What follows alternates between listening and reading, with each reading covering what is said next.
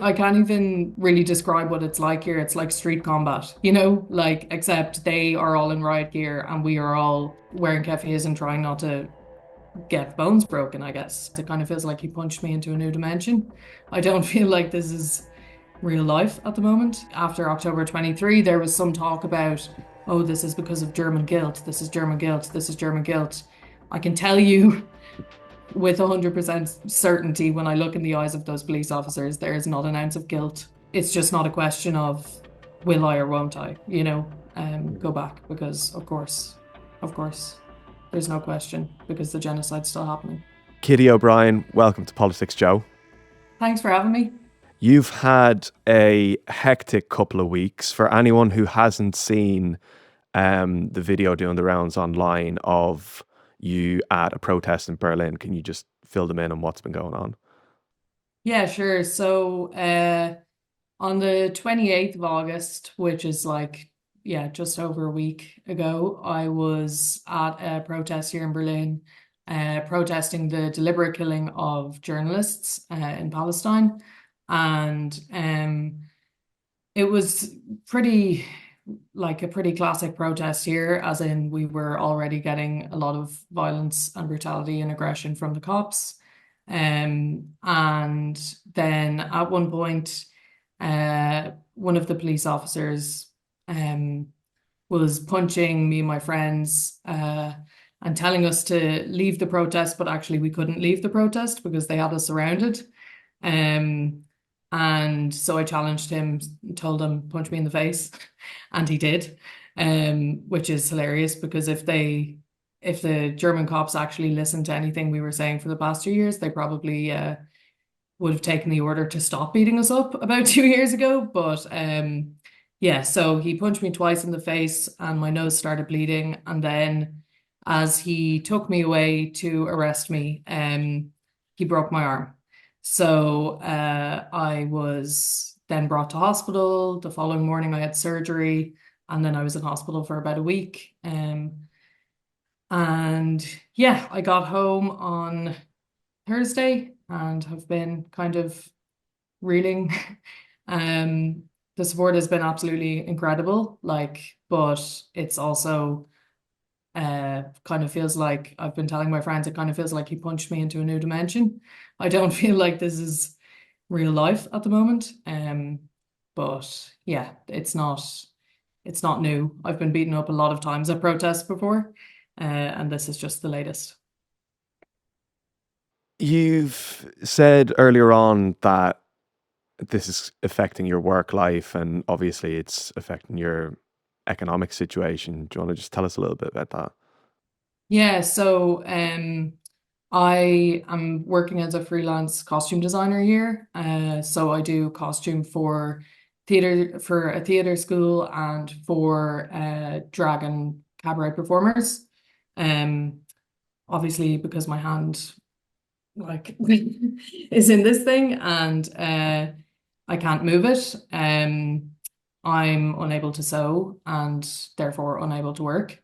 I don't know how long that will last. The doctors said that the progress that they would have hoped that I would make by the time I left the hospital kind of wasn't that kind of quota wasn't met.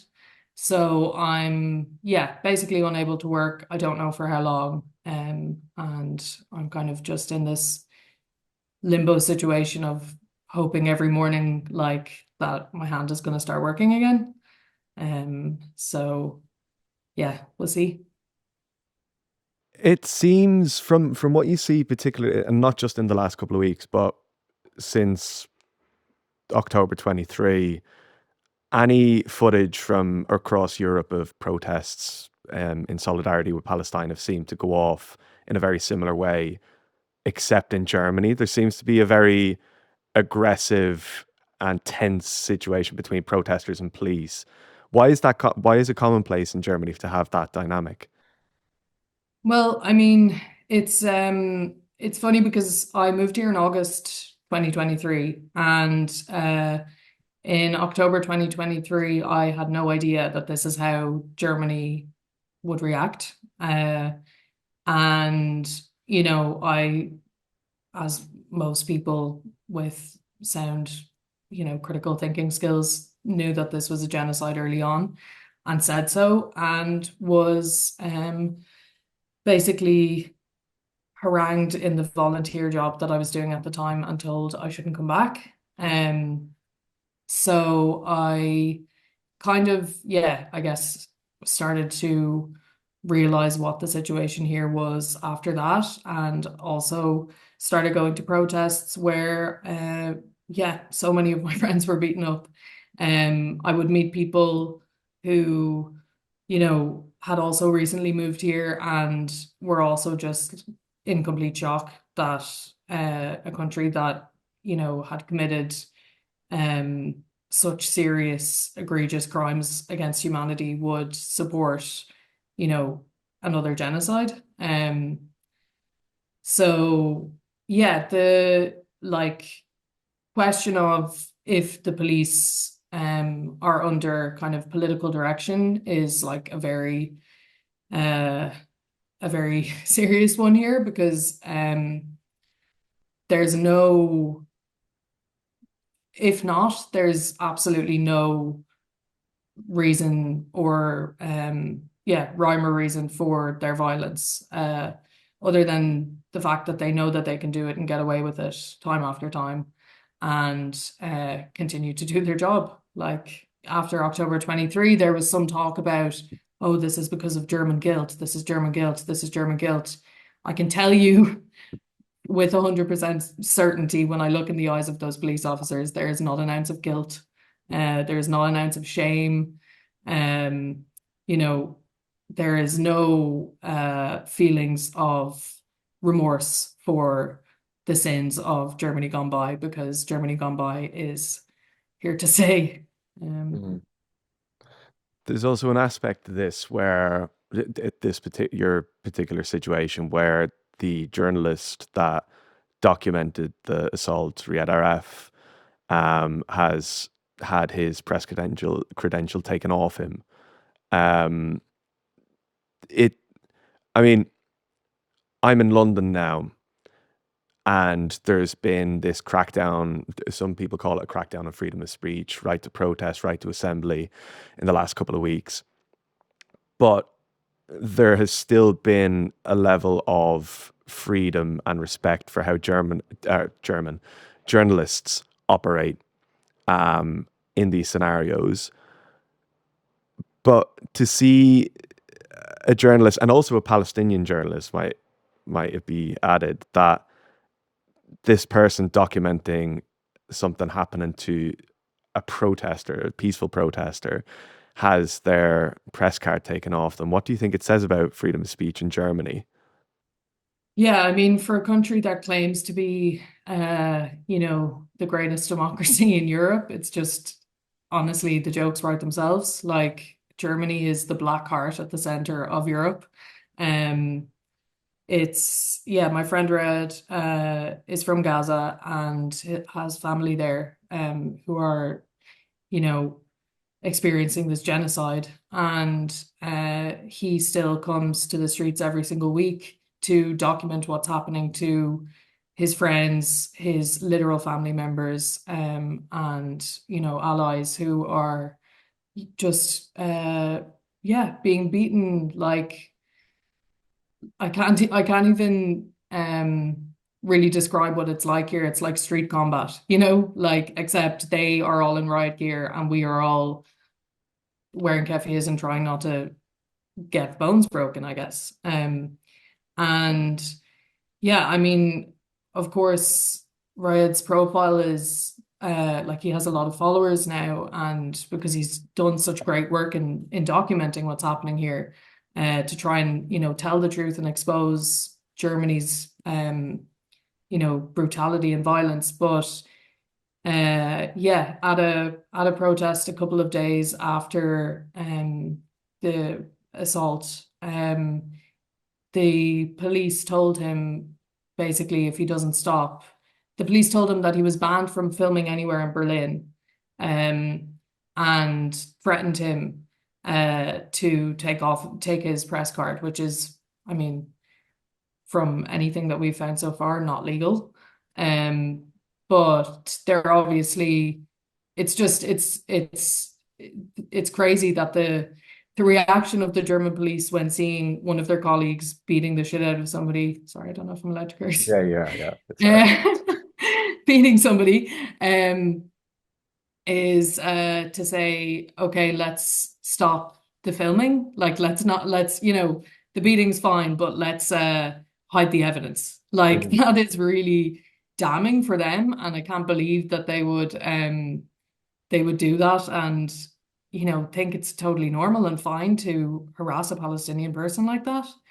Um, like the level of insanity of the German police is just something you literally cannot comprehend with a normal brain. It is a strange one. It's like at the outside looking into Germany before you become accustomed with the police there is this kind of like tepid, timid country that's like trying to be, as you said earlier on, the beating heart of the great liberal utopia that is the European Union. But then you see the experience of whether it's journalists or protesters, you know, um, the the kind of what you said there was interesting of like rather than acknowledging the actions of the police against protesters or against journalists, the response is to kind of like to tighten restrictions and to allow the same system to operate as it does. I mean, like, are there any other instances of like, I'm sure there probably are, but like this kind of police brutality happens, response from protesters, a response from journalists, and there's like a power struggle between the two that ends up being kind of played out on social media almost. That like we're having this conversation now, right? Because what has happened to you has been viewed millions and millions of times.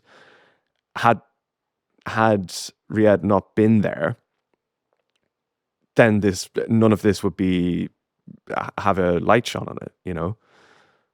Yeah, and I mean, it's important as well that I say that, what happened to me has been happening to non-white people on the streets of Berlin for 2 years. I mean, it's obviously not the first time I was beaten up, but it's not the first time any of us, it's been it's relentless, it's constant, it's strange if you go to a protest and you aren't at least shoved or slapped with a gloved hand.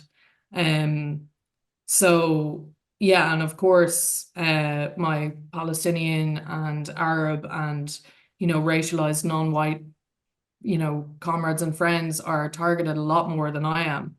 And it's also a lot, they are putting a lot more on the line. Like I have an EU passport. I can go home to Ireland if I need to, if I want to. A lot of these people are not in the same position. And yeah, I mean, it's extremely important that that more people in a similar position to me actually get to the streets because at the moment it's just dwindling numbers and it's basically just Palestinians on their own trying to protest their own families being murdered. And like, you know, I'm not expecting the white Germans to do anything about it because they haven't for 2 years, but like yeah, other people in a similar position to me, I think really need to use that and get out to the streets and yeah, just be there for each other, protect each other because um, you know, numbers means safety. So um yeah, but in terms of like this kind of push and pull of repression, like a good example is Nakba Day. The Nakba Day protest, which was in May, was just like again just a classic level of violence that that happens every single time at these protests. I don't even know how many of my friends were concussed and beaten and you know completely like there was friends of mine vomiting on the side of the street of the protest from being concussed from being punched in the face. It's like it's just the scenes I can't like that I have in my head. I can't even explain. but also because of these journalists, because of, the amazing work that people are doing here to document what's happening. There was one case where an officer claimed to have been dragged into the crowd by protesters and claimed that protesters broke his hand. Um, and a report by Forensic Architecture showed, video minute by minute footage of all of his movements from the protest, and literally showed that not only did he go into the crowd on his own to arrest and pin a protester to the ground, but that he broke his own hand from punching people in the face. So like this I kind guess of, he's kind of right that a protester did break his hand, but it's yeah. Um, Yeah, so and this is kind of the narrative of the German police in general, is like, after what happened to me, which, people may have seen the video of, the same officer who punched me, broke my nose, broke my arm, told me he was charging me with assault. So I was told after that ordeal, that's all on camera, that I was being charged with assault. And thank God it was all on camera, because not all of them are. And then, we go to court, we have like multiple court cases of friends every single week. And you know, most of the time so far the court has been ruling in our favor, because the police have, because I guess they notice a pattern. But that's not always going to be the case. And we can't guarantee that that will always be the case, especially for Palestinians and asylum seekers here, who don't have as much, protection. So, yeah. why do you feel such conviction to this cause? Like you were saying off camera earlier on, you've been in Berlin 2 years. Um, Someone might say that there's kind of a bedding in time when you emigrate to another country, that there's kind of like this push and pull, this kind of conflict of like, oh well, I'd love to do that, but I'm not of this place. I don't feel that I should be protesting against this country's attitude towards this. Um, just yeah, what pushes you to do the work that you do when it comes to whether it's protesting or whether it comes to doing interviews like this? Well, I think I definitely did not kind of plan what's happened in the last week, in terms of like the day before I was assaulted. I had like 2,000 followers on Instagram, and most of them were people from college and people from school, and people that I met one time in a nightclub bathroom. And now I have like over 30K followers, and I'm kind of like, I don't know what I'm supposed to do here. Um, but I also think, I think on one hand, it's absolutely ridiculous, because, my Palestinian friends who are getting beaten, and there's videos of it that are just as, or, more horrendous. Um, like those don't go viral, and for some reason this one did. And if I can use that to bring awareness to the fact that the German police and the German state are not only just beating Palestinians on the street and criminalizing them for standing against the genocide of their own people, but actually still supporting the export of weapons to Israel. Like today, there's still sending weapons. They're the second largest arms importer into Israel, just after the US, Germany. And yeah, if I can somehow get more people to look at that, and more people to put their eyes on Germany, and put pressure on Germany, then I think that I can try and do it. I'm not. I don't really know how to do the whole being a persona on Instagram thing, but yeah, I think it's really important that people look at Germany. Um And I think I didn't kind of want any of this like um to put me in this position. It's extremely uncomfortable. But I also think that if I've been given it, then I have to use it somehow. And yeah, I mean, when I got here 2 years ago and the genocide started, I mean, this phase of the genocide started, I was just in complete shock by the German apathy and moral apathy here towards people who are being slaughtered, and the kind of um the way that the German media talks about the genocide and about people protesting the genocide is completely like it's just disgusting. And yeah, I kind of just thought I didn't have any worry about what the Germans would think, um, because I mean, if you're supporting a genocide, then I don't really care about your opinion, you know. Um, that already shows your kind of failure in human condition, I think. Mm. Just finally, do you worry about your well-being, health? I assume that something like this isn't going to deter you from going back out onto the streets in future. Do you not, having experienced it in such a way now, but also you said earlier on you have been assaulted in the past by the police.